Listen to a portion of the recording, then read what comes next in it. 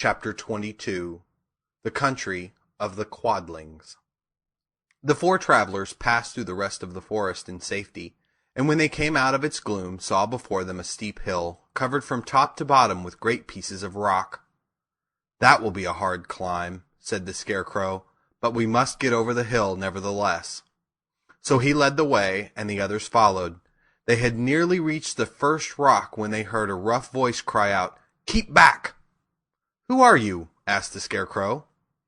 Then a head showed itself over the rock, and the same voice said, "This hill belongs to us, and we do not allow anyone to cross it."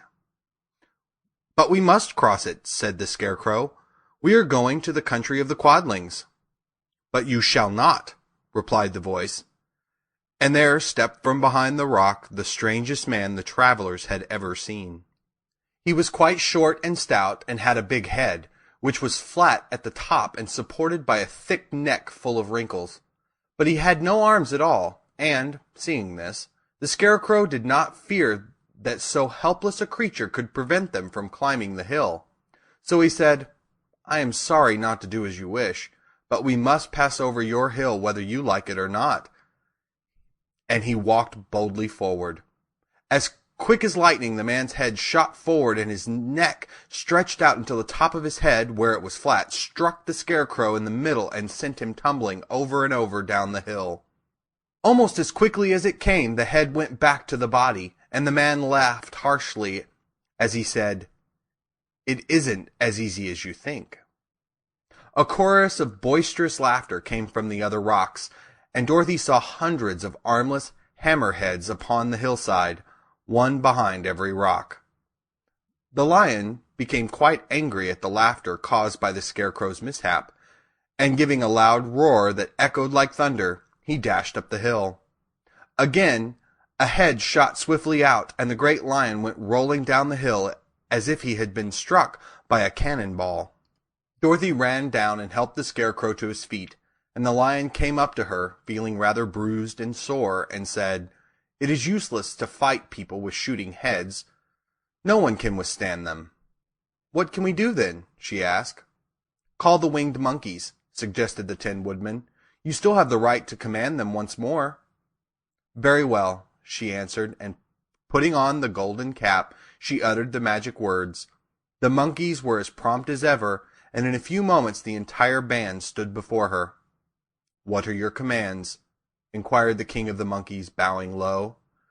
"Carry us over the hill to the country of the Quadlings," answered the girl. "It shall be done," said the king, and at once the winged monkeys caught the four travelers and Toto up in their arms and flew away with them. As they passed over the hill, the hammerheads yelled with vexation and shot their heads high in the air, but they could not reach the winged monkeys, which carried Dorothy and her comrades safely over the hill and set them down in the beautiful country of the Quadlings. "This is the last time you can summon us," said the leader to Dorothy. "So goodbye and good luck to you." "Goodbye, and thank you very much," returned the girl, and the monkeys rose into the air and were out of sight in a twinkling. The country of the Quadlings seemed rich and happy. There was field upon field of ripening grain, with well-paved roads running between, and pretty rippling brooks with strong bridges across them. The fences and houses and bridges were all painted bright red, just as they had been painted yellow in the country of the Winkies, and blue in the country of the Munchkins. The Quadlings themselves, who were short and fat and looked chubby and good-natured, were dressed all in red, which showed bright against the green grass and the yellow grain. The monkeys had set them down near a farmhouse, and the four travelers walked up to it and knocked at the door. It was opened by the farmer's wife, and when Dorothy asked for something to eat, the woman gave them all a good dinner, with 3 kinds of cake and 4 kinds of cookies, and a bowl of milk for Toto.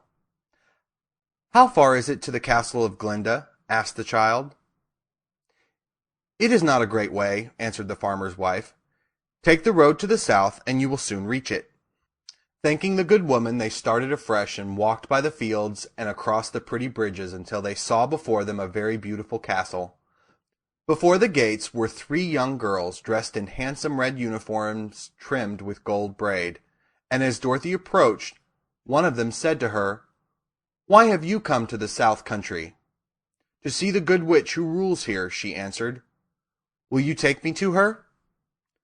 "Let me have your name, and I will ask Glinda if she will receive you."